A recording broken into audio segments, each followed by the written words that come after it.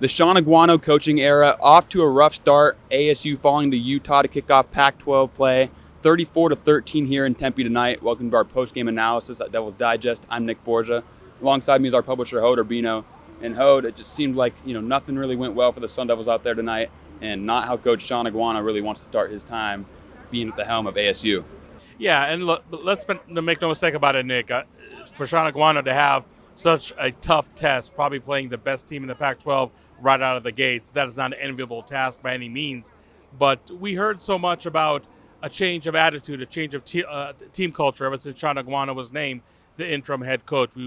We heard about spirited practices. We heard about just really players having a more conducive for success attitude. And look, I don't think anybody predicted ASU to win this game, but you wanted to see fight. You wanted to see this team show up.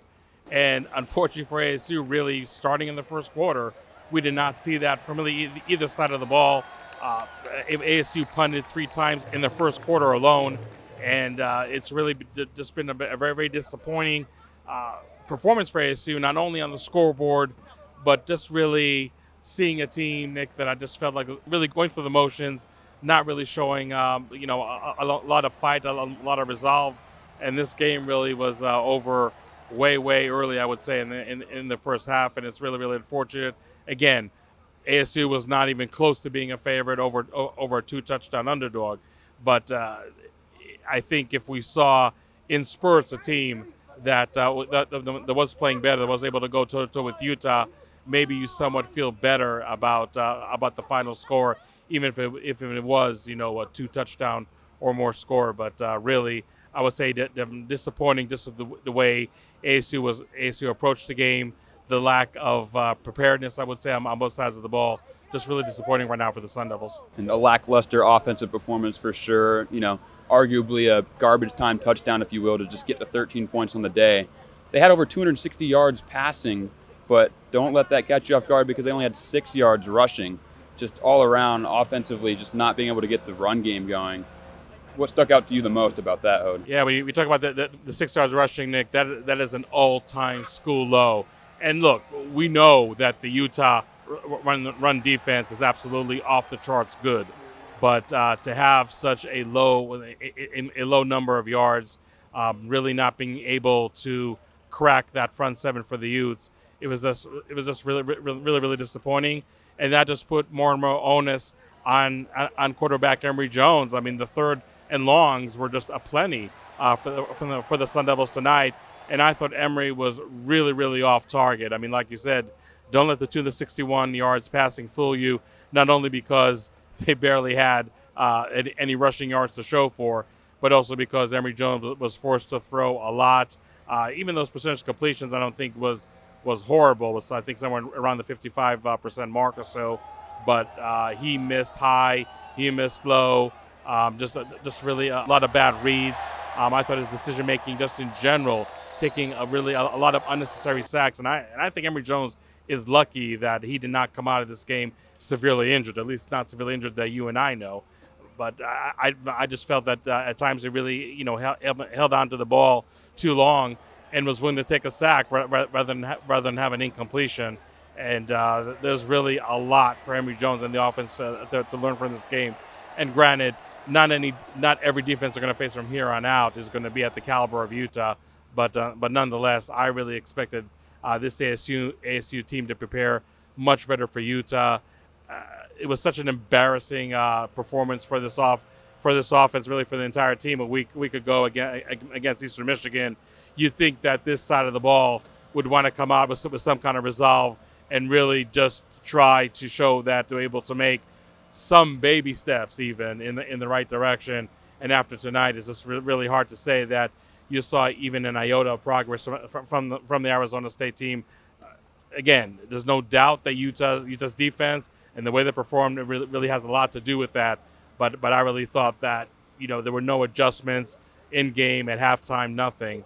The ASU offense absolutely did not have any answer whatsoever for the Utah defense, and we just know that the games are not going to get a whole lot easier from here on out for the offense and really for the entire Sun Devil team. And defensively for ASU, they still allowed 34 points from Utah. As you mentioned, Utah, high caliber team, that's expected, but They only allowed 10 points in the second half, and it could be argued that that's just Utah trying to run that clock out. But what did you see defensively from the Sun Devils? It just wasn't clicking tonight as they couldn't contain Cam Rising and the Utes. Well, it's really ironic, Nick, because we talked about Utah that even in this young 2022 season really was notorious for having very slow starts right out of the gate. And we thought that ASU under a new interim head coach would really come out of the gates fired up and maybe could really capitalize on that trend that Utah was showing. But tonight they reversed that trend in a big way. They scored 14 points in the first quarter alone and really had their way. I thought if there was any surprising element is that their running game wasn't really being utilized all that much in the first half, especially the first quarter. And Cameron Rising, who, don't get me wrong, I think is one of the better returning quarterbacks in the Pac-12 this year. I mean, some would say even the best, and I don't know if we would argue that much with that assertion. But he was able to find his tight ends. He was even able to find his wide receivers. And maybe that's something that did catch the ASU defense, unprepared. And look, I mean, I know these Utah tight ends can make a lot of defenses in the Pac-12 and really around the country, look foolish. And sure enough, they did do it for ASU. I think one of their backup tight ends for Utah had a 72-yard reception. And granted, some of it is really poor tackling by ASU trying to punch out the ball instead of make the tackle. But nonetheless, I mean, that passing game, even though it had only 260 yards, which is very similar to ASU, ironically, are not gaudy numbers by any means. But for a team like Utah, where you're just really preparing run, and even if you're preparing for passes, you're really preparing for a lot of short passes for tight ends and everything. I thought that from an offensive game plan, this Utah offense just really had this ASU defense on their heels the whole time. And when Utah had to run the ball, and again, they ran a lot in the second half. Like I said, Nick, they really let the foot off the gas pedal a lot in the last two quarters. That's where they're running at will. I mean, their best running back, Tavion Thomas, I think only saw action sometime in the third quarter, if I'm not mistaken, because of disciplinary reasons. He did not start and did not play the majority of the game. But it seemed like every backup running back for Utah was able to do the job just fine. And I hate to talk about it again, just like we did last week and maybe the entire season for that matter, penalties. Utah was able to get not one but 3 touchdowns just via penalties. So this Arizona State defense, which is struggling plenty because of the personnel, struggling plenty because of the coaching and just not being prepared for an opponent week in and week out, are just gifting more yards and more first down with penalties. And maybe against a team like Eastern Michigan, you were supposed to get away with that, and obviously you didn't. And if you're going to make those same mistakes in terms of the volume of the penalties against a team like Utah, forget about it. You're just really not going to be in the game. I think the defense maybe showed some flashes here and there. I mean, maybe wasn't as horrible performance as it was against Eastern Michigan the week before. But nonetheless, I mean, I don't know if the ASU defense is playing light years better than the ASU offense. They're struggling really in their own right. And I'll say the same thing about the offense. There's going to be some really tough offenses for this ASU defense to face from here on out. So they really need to fix and remedy all their shortcomings sooner rather than later, or it can get really ugly this season. And like you just said, it doesn't get a whole lot easier for the Sun Devils. Taking on USC in LA next week, a team that just barely squeaked by Oregon State tonight, but is still probably going to be a top 10 team.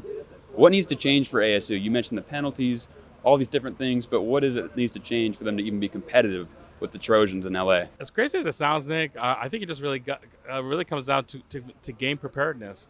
I just feel that the game plans, both on offense and defense, definitely last week against Eastern Michigan and definitely tonight against Utah as well, it just looks like the team is just absolutely caught flat-footed on defense. And on offense, it's just not really executing the simplest of plays. I mean, yes, Utah has a very formidable secondary, a formidable defense for that matter. But when Emory Jones was missing, it wasn't like it was a Utah defender absolutely being draped, all around his target and whatnot. When you're missing players high, when you just misfiring, when you're just really just holding on the ball for too long. I mean, that's just really just not being prepared coming into the game on any given Saturday. And I know it sounds crazy. I know it sounds simple that ASU here after week 4 is still struggling with those issues. But that's that's really comes down to. I mean, yes, and the penalties. I mean, look, I know we're going to hear Sean Aguano probably tonight in the post game and probably all week long. Yes, we got to fix penalties. And I just hope he can do a better job than his predecessor. I mean, you have to be, really careful to overjudge Sean Aguano and what you saw tonight. It was obviously, again, just really baptizing by fire, if you will, for a new interim head coach in Tempe, meaning a team like Utah. I thought that maybe at home that would dull somewhat of the effect, and we would see a Sun Devil team that would able to put up a fight, able to keep things close at halftime, maybe into the third quarter. But I just can't overstate how much this ASU team was absolutely overmatched in really every phase of the game. At least ASU was not held out of the end zone. Was able to score a touchdown even in garbage time. I guess it's something to be somewhat encouraged, but not really.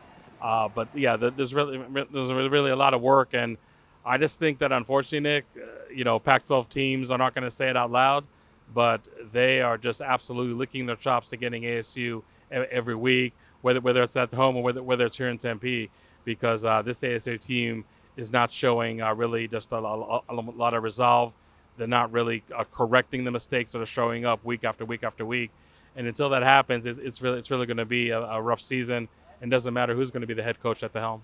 Well, thank you so much, Hode. It'll be interesting to see how the Sun Devils fare against USC next week, but we'll be at practice, and we'll also be making the trip out to LA to cover the team, so you know what that means. Keep it locked in at DevilsDigest.com. Also drop a follow at Devils Digest on Twitter. For Hode Urbino and the rest of Devils Digest, I'm Nick Borgia, and we thank you so much for tuning in.